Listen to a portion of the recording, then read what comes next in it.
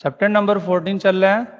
Last time हमने भाई electromagnetic induction discuss किया था।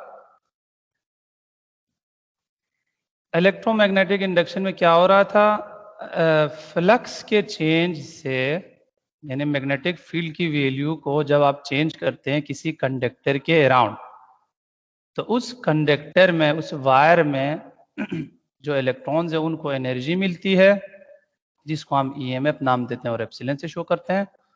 और उस कंडक्टर और वायर में करंट क्रिएट होता है। इस फिनोमेना को हमने नाम दिया था इलेक्ट्रोमैग्नेटिक इंडक्शन। प्रीवियस लेक्चर्स जाके देख लें, डिटेल में मैंने डिस्कस किया है। फिर हमने कहा ये जो इलेक्ट्रॉन्स को एनर्जी मिलती है फ्लक्स के चेंज से इलेक्ट्रोमैग्नेटिक इंडक्शन में, ये जो है अकॉर्डिंग टू फैराडे लॉ, इसकी जो इक्वेशन है वो ये है, rate of change of flux पे डिपेंड करता है, नंबर ऑफ टर्न्स पे डिपेंड करता है, और डायरेक्शन हमेशा अपोज करता है चेंज को। फिर इसके इलेक्ट्रोमैग्नेटिक इंडक्शन के हमने टाइप्स देखा था, डिस्कस किया था। मोशनल हो सकता है, म्यूचुअल हो सकता है, सेल्फ हो सकता है। हर एक केस में भी ईएमएफ के लिए हमने नए नए इक्वेशंस ड्राइव किए। ये जो इक्वेशन है फैराडे वाला, ये हर केस के लिए एप्लीकेबल है, लेकिन हर केस के लिए स्पेशल अपना जो इक्वेशन है वो भी हमने फाइंड कर लिया था। आज हम जो है ये जो इलेक्ट्रोमैग्नेटिक इंडक्शन और इसकी जो इक्वेशंस है, इसकी एक एप्लीकेशन हम डिस्कस करने जा रहे हैं। इलेक्ट्रोमैग्नेटिक इंडक्शन जो कॉन्सेप्ट है उसके बेस पे हमने एक डिवाइस बनाया है जिसको कहते हैं ट्रांसफार्मर। इसको हमें डिस्कस करना है, ये हमारा आज का टॉपिक है। अब ट्रांसफार्मर है क्या? नाम सुना होगा आपने, ट्रांसफार्मर का सुना हुआ है डेफिनेटली। ट्रांसफार्मर जो है बेटा वोल्टेज को चेंज करता है, एक ऐसा डिवाइस है जो कि वोल्टेज को चेंज करता है। वोल्टेज को बढ़ा भी सकता है और वोल्टेज को कम भी कर सकता है। क्यों बढ़ा देता है और क्यों कम करता है? देखो बेटा, क्योंकि हमारे घरों को जो वोल्टेज आ रही होती है पावर प्लांट से, उसकी जो एवरेज वैल्यू है वो 230 वोल्ट है। याद रखो, मैं एवरेज का लफ्ज यूज कर रहा हूं, आगे बता दूंगा क्यों। एवरेज जो वैल्यू आ रही है वो क्या है भाई? 230 वोल्ट। डिफरेंट हो सकता है डिफरेंट कंट्रीज में। मिसाल के तौर पर डिफरेंट कंट्रीज में 100 से 240 के दरमियान होता है। पाकिस्तान में जो है हाउसेस को जो वोल्टेज आ रही होती है वो 230 वोल्ट होता है, ठीक। लेकिन हमारे पास जो डिवाइस है, डिफरेंट डिवाइसेस है, वो डिफरेंट वोल्टेजेस पे काम करते हैं। मिसाल के तौर पर आपका जो मोबाइल है, मिसाल के तौर पर मैं अपने मोबाइल के चार्जर की एक तस्वीर इधर लगाया हुआ है। मेरा जो मोबाइल है वो 5 वोल्ट पे चार्ज होता है, और मेरा जो लैपटॉप है वो 19 वोल्ट पे चार्ज होता है। या अगर आप बैटरी को निकाल दो तो 19 वोल्ट पे काम करता है। मतलब मोबाइल को 5 वोल्ट चाहिए होता है, लैपटॉप को 19 वोल्ट चाहिए होता है, ठीक। और आ कितना रहा है भाई? 230। तो अगर आप डायरेक्ट यही वोल्टेज मोबाइल या लैपटॉप को देंगे तो फिर वो तो खराब हो जाएगा। तो फिर क्या करना पड़ेगा आपको? आपको चाहिए कि इस वोल्टेज को चेंज करें, उस वोल्टेज में लाएं जो ये डिवाइस जो कि डिवाइस को जरूरत है। ये जो चेंज है वो कौन करेगा? ये करेगा भाई ट्रांसफार्मर। यानी आपके चार्जर के अंदर, मोबाइल चार्जर के अंदर एक ट्रांसफार्मर है, वो इनपुट में वोल्टेज लेता है 230, ठीक, और फिर उस वोल्टेज को 5 वोल्ट में कन्वर्ट करता है। यानी इसके अंदर जो ट्रांसफार्मर है वो वोल्टेज को चेंज करता है।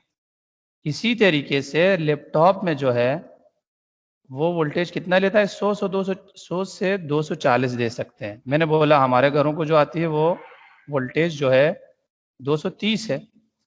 तो ट्रांसफर इस चार्जर के अंदर भी एक ट्रांसफार्मर है, वो 230 वोल्ट को 19 वोल्ट में कन्वर्ट करता है, जितना हमें ज़रूरत है।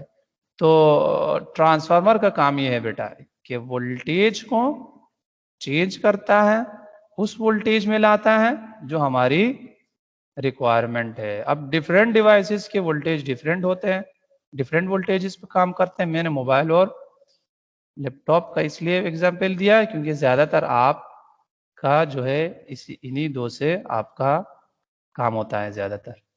ठीक है बेटा। तो ये हो गया ट्रांसफार्मर। अब कैसे वोल्टेज को चेंज करता है ट्रांसफार्मर, वोल्टेज चेंज करते हैं, हमें पता चले कैसे चेंज करता है। इसके अंदर एक्चुअली होता है दो कॉइल, यानी दो इस तरह के वायर्स। ठीक, एक को हम नाम देते हैं प्राइमरी कॉइल और इधर इसको हम नाम देते हैं सेकेंडरी कॉइल। ठीक, अब ये जो दो कॉइल है इनको दोनों के बीच में एक रेक्टेंगुलर आयरन भी हमने रखा हुआ है। यहां आता है इनपुट वोल्टेज, यहां प्राइमरी में इनपुट वोल्टेज आता है, सेकेंडरी में जो वोल्टेज निकलती है इसको हम नाम देते हैं आउटपुट वोल्टेज। ठीक है, अब इस ट्रांसफार्मर का काम क्या है, ये वोल्टेज को या तो बढ़ाएगा या तो कम करेगा हमने बोला। अब कैसे बढ़ाएगा कैसे कम करेगा, एक्चुअली यहाँ पे जो वोल्टेज है इस कॉइल्स में, ये जो वोल्टेज है ये डायरेक्टली प्रोपोर्शनल है number of turns in coil के, यानी नंबर ऑफ टर्न्स पे डिपेंड करता है। तो फिर अगर नंबर ऑफ टर्न्स पे डिपेंड करता है डायरेक्टली, तो फिर नंबर ऑफ टर्न्स के जरिए हम इस वोल्टेज को क्या कर सकते हैं, चेंज कर सकते हैं। अगर मैं नंबर ऑफ टर्न्स आउटपुट में नंबर ऑफ टर्न्स ज्यादा रखूं इनपुट से, तो फिर वोल्टेज आउटपुट में ज्यादा हो जाएगा। अगर मैं आउटपुट में नंबर ऑफ टर्न्स कम रखूं इनपुट से, तो फिर आउटपुट में वोल्टेज कम हो जाएगा। यानी वोल्टेज को हम नंबर ऑफ टर्न्स से कंट्रोल कर सकते हैं, बढ़ा भी सकते हैं कम भी कर सकते हैं क्योंकि वोल्टेज डायरेक्टली प्रोपोर्शनल है नंबर ऑफ टर्न्स के। अब ये कहां से आया कि वोल्टेज डायरेक्टली प्रोपोर्शनल है नंबर ऑफ टर्न्स, ये हम ड्राइव करना चाह रहे हैं। ये हम अभी यहाँ पे ड्राइव करेंगे, और इसको ड्राइव करने के लिए जितने भी आपने कॉन्सेप्ट इलेक्ट्रोमैग्नेटिक इंडक्शन में सीखा था उनमें से कुछ कॉन्सेप्ट हम यहाँ पे यूज करेंगे। उसके अलावा एक नया कॉन्सेप्ट भी मैं अभी बता दूंगा, वो भी आपके जहन में होना चाहिए, वो भी काम आता है। वो ये है, तो इसको प्रूफ करने जा रहा हूं। ठीक है, कि voltage directly proportional to number of turns. देखो बेटा, आपके घरों को जो वोल्टेज आ रही होती है, मैंने बोला उसकी एवरेज वैल्यू है 230।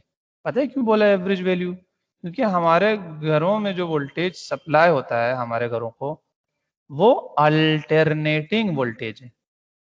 अल्टरनेटिंग वोल्टेज है, यानी अल्टरनेटिंग का मतलब चेंजिंग वोल्टेज है। क्या मतलब, उसकी वैल्यू में चेंज आ रही होती है कंटिन्यूसली, इसलिए उसको कहते हैं अल्टरनेट। डायरेक्शन में भी चेंज आ रही होती है, और इसको हम ग्राफ से जब शो कर रहे होते हैं यूं शो करते हैं। कभी यहां कुछ देर के इधर पॉजिटिव है इधर नेगेटिव, फिर कुछ देर में इधर पॉजिटिव हो जाता है इधर नेगेटिव हो जाता है, यानी इनवर्स हो जाता है। यानी कुछ देर के लिए ये पॉजिटिव है, कुछ देर के लिए अपोजिट हो जाता है डायरेक्शन। तो डायरेक्शन एक तो चेंज होगी, इसमें मैग्नीट्यूड भी चेंज हो रहा होता है। पावर प्लांट से जो हमारे घरों को वोल्टेज आ रही होती है, यानी मैग्नीट्यूड में इजाफा हो रहा होता है, फिर कम हो रहा होता है, फिर अपोजिट डायरेक्शन में इजाफा हो रहा होता है, फिर दोबारा कम हो रहा होता है, यानी वेरिएशन आ रहा होता है वोल्टेज में। ठीक है, इसलिए इसको कहते हैं अल्टरनेटिंग वोल्टेज। जाहिर सी बात है, जब वोल्टेज अल्टरनेटिंग हो तो करंट भी अल्टरनेटिव है। तो इन शॉर्ट हमारे घरों में जो वोल्टेज हमें सप्लाई हो रही है वो है अल्टरनेटिंग, ये जहन में रखो, उसकी वैल्यू और डायरेक्शन चेंज हो रही है। ठीक, अब आपने उस वोल्टेज को दिया यहां पर इनपुट में। ठीक, अब क्या होगा भाई, तो आपने यहाँ पे वोल्टेज दिया तो इसमें से करंट पास होगा वायर में से। जब वायर में से करंट पास होगा तो इस वायर के अराउंड मैग्नेटिक फील्ड क्रिएट होगा। आपको पता है करंट कैरिंग वायर के अराउंड क्या होता है भाई, मैग्नेटिक फील्ड क्रिएट होता है। तो एक मैग्नेटिक फील्ड है, उस मैग्नेटिक फील्ड के अंदर एक कॉइल है, ये दो चीजें। अब आपने कहा था कि वोल्टेज क्या है, कंटिन्यूसली चेंज हो रहा होता है, अल्टरनेटिंग वोल्टेज है।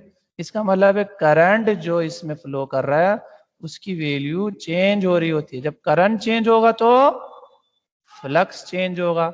जब फ्लक्स चेंज होगा तो इस कॉइल के अंदर क्या होगा, इलेक्ट्रोमैग्नेटिक इंडक्शन हो जाएगा, यानी इस कॉइल में जो इलेक्ट्रॉन्स है उनको एनर्जी मिलेगी और एक नया करंट क्रिएट होगा। इस फिनोमेना को हम क्या नाम देते थे बेटा, याद है, सेल्फ इंडक्शन। क्या नाम दिया था बेटा इसको, सेल्फ इंडक्शन। क्यों, क्योंकि एक ही कॉइल था। देखा आप, इंडक्शन के कॉन्सेप्ट यूज हो रहे ट्रांसफार्मर में। एक कॉइल है, इसी में करंट फ्लो कर रहा है, इसी के अराउंड फ्लक्स है, इसी के अंदर जो करंट है वो चेंज हो रहा होता है तो फ्लक्स चेंज हो रहा होता है, फ्लक्स चेंज हो रहा होता है तो फिर इसी के अंदर एनर्जी मिलती है इलेक्ट्रॉन्स को, जिसकी वजह से करंट क्रिएट होता है। इस फिनोमेना को हमने नाम दिया था सेल्फ इंडक्शन। तो प्राइमरी कॉइल में तो सेल्फ इंडक्शन हो रहा है। अब जब सेल्फ इंडक्शन हो रहा है तो इक्वेशन कौन सा लगा सकते हैं, फैराडे वाला सब के लिए लगा सकते हो, फैराडे वाला इक्वेशन लगाऊंगा। ये जो एनर्जी मिलेगी इलेक्ट्रॉन्स को, चार्ज को, ये according to Faraday law minus N rate of change of current पे डिपेंड करता है। इलेक्ट्रोमैग्नेटिक इंडक्शन वाला लेक्चर जाके देख लेना, ठीक है। तो फिर मैं यहाँ पे यही लिख सकता हूँ, सेल्फ इंडक्शन हो रहा है और इस केस में जो एनर्जी मिल रही है हर चार्ज को, यूनिट चार्ज को, वो बराबर होता है minus N delta five over delta T according to Faraday. लेकिन मैंने इस तरीके से लिखा इसको, एप्सिलॉन की जगह मैंने लिख दिया वी, थोड़ा सा चेंज किया। क्यों किया, इससे कोई फर्क नहीं पड़ता क्योंकि दोनों एक ही चीज है। कैसे, पहले बता चुका हूं, एक दफा फिर बता दूंगा। एप्सिलॉन इलेक्ट्रोमैग EMF कहलाता है और ये क्या है, एनर्जी पर चार्ज, यानी हर चार्ज को जो एनर्जी मिलती है उसको हमने एप्सिलॉन नाम दिया। वोल्टेज की डेफिनेशन क्या थी, वोल्टेज भी तो यही है ना, एनर्जी पर चार्ज, यानी हर एक चार्ज को जो एनर्जी मिलती है। तो आप वोल्टेज लिख दो या एप्सिलॉन लिख दो, नो प्रॉब्लम, इससे कोई फर्क नहीं पड़ता। तो इसलिए मैंने वी लिख दिया, कोई इश्यू नहीं है। फिर इसका मतलब आगे एक पी भी लगा दे, पी इसलिए लगा दे, पी का मतलब प्राइमरी कॉइल, या प्राइमरी भी कह सकते हैं इसको, इनपुट भी कह सकते हैं, क्योंकि इधर हो रहा है फर्स्ट कॉइल में हो रहा है, इसको मैंने वीपी और एनपी नाम। ये हो गया भाई, फर्स्ट कॉइल में जो कुछ हो रहा है वो सेल्फ इंडक्शन है, उसका इक्वेशन हमने लगा दिया, फैराडे लॉ लगा दिया। अब सेकेंड कॉइल में क्या हो रहा होता है ये देखना होगा ना, तब हमें पता चलेगा आउटपुट के साथ क्या हो रहा है। ये इक्वेशन हमें सेकेंड के लिए हम देख लेंगे क्या होता है, ये पता चले तो फिर प्रूफ हो जाएगा जो हमें प्रूफ करना। तो फर्स्ट कॉइल से अगेन शुरू करते हैं, यहां से करंट पास हुआ, फ्लक्स क्रिएट हुआ। अब आगे बढ़ते हैं, देखते हैं क्या होता है। यहां पे आपने रखा हुआ है आयरन कॉइल। तो क्या होगा, जब फ्लक्स पास होता है आयरन से मैग्नेटिक, तो वो आयरन खुद मैग्नेट बन जाता है, जिसकी वजह से इस फ्लक्स को जो यहाँ पे क्रिएट हुआ है वो यहाँ ट्रांसफर करेगा। किसको ट्रांसफर करेगा, सेकेंड कॉइल को ट्रांसफर करेगा। तो ये जो फ्लक्स यहाँ पे क्रिएट हुआ है, अब सेकेंड कॉइल भी इस फ्लक्स को फील कर रहा है, ठीक है। अब क्या होगा, हमने बोला यहाँ पे जो घरों में हमारे वोल्टेज आ रही होती है वो अल्टरनेटिंग है, तो यहाँ पे वोल्टेज चेंज हो रही है, इसका मतलब है करंट चेंज हो रहा है। करंट कंटिन्यूसली चेंज हो रहा है, जब करंट चेंज हो रहा है इसका मतलब है यहाँ पे फ्लक्स चेंज हो रहा है। अब आपको पता है यहाँ पे फ्लक्स चेंज हो तो ये फ्लक्स यहाँ पर भी मौजूद है, तो यहाँ पर भी फ्लक्स चेंज होगा। तो जब इस कॉइल के अराउंड फ्लक्स चेंज होता है तो इस कॉइल के अंदर जो इलेक्ट्रॉन्स है उनको एनर्जी मिलती है और एक करंट यहाँ पर क्रिएट होती है। इस फिनोमेना को कहते हैं म्यूचुअल इंडक्शन, पहले हम डिस्कस कर चुके हैं। यानी एक कॉइल में करंट के चेंज होने से फ्लक्स चेंज होगा, अब दूसरा कॉइल इसके फ्लक्स के अंदर है, तो फ्लक्स के चेंज होने से दूसरे कॉइल में इलेक्ट्रॉन्स को एनर्जी मिलेगी और करंट क्रिएट होगा। इस फिनोमेना को हमने क्या नाम दिया था, याद है? Mutual induction. तो यहाँ पे हो रहा है भाई दूसरे में म्यूचुअल इंडक्शन। अब कितनी एनर्जी मिलेगी इलेक्ट्रॉन्स को? अगेन फैराडे लॉ लगा सकते हैं, चाहे सेल्फ इंडक्शन हो चाहे म्यूचुअल इंडक्शन हो, सब में फैराडे लॉ यूजेस। ये जो एनर्जी है बराबर है -n rate of change of current के। लेकिन क्यों अगेन, क्योंकि एप्सिलॉन यानी ईएमएफ और वोल्टेज एक ही चीज है। ये भी एनर्जी पर चार्ज है, ये भी एनर्जी पर चार्ज है, तो मैंने इसकी जगह v लिखा। और एस इसलिए लगाया क्योंकि अब हम सेकेंड कॉइल के लिए डिस्कस कर रहे हैं, सेकेंडरी कॉइल को डिस्कस कर रहे हैं, इसलिए एस आया। ठीक, तो ये आपके पास आया सेल्फ इंडक्शन हो रहा है। इन शॉर्ट फर्स्ट कॉइल में इक्वेशन लगा दिया फैराडे का, दूसरे में क्या हो रहा है, म्यूचुअल इंडक्शन हो रहा है, इक्वेशन लगाया फैराडे की इक्वेशन लगा दी। अब इन दोनों को डिवाइड करेंगे तो प्रूफ हो जाएगा जो हमें प्रूफ करना है। क्या करो, 2 को 1 पे डिवाइड करो। अब तो 2 यहाँ पे Vs है, यहाँ पे Vp, तो हो जाएगा Vs अपॉन Vp। और राइट साइड पे तो दोनों फैराडे लॉ है, तो इधर आया Vs upon Vp, right side पे Faraday law -n rate of change -n rate of change. यहाँ पे सेकेंडरी है तो n सेकेंडरी लिख दिया, यहाँ पे प्राइमरी है तो प्राइमरी। माइनस माइनस कैंसिल हो गया, रेट ऑफ चेंज भी कैंसिल हो गया, क्या बचा? Vs upon Vp is equal to Ns upon Np। अब ये इक्वेशन क्या बता रही है देखो, सेकेंडरी के लिए वोल्टेज ऊपर है, करंट भी ऊपर है सेकेंडरी के लिए।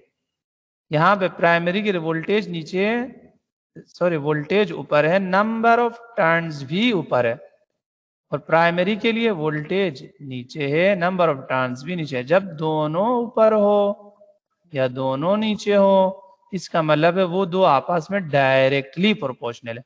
अगर इक्वालिटी में एक ऊपर हो और एक दूसरे साइड पे नीचे होता है फॉर एग्जाम्पल, तो फिर ये इनवर्सली प्रोपोर्शनल होता है।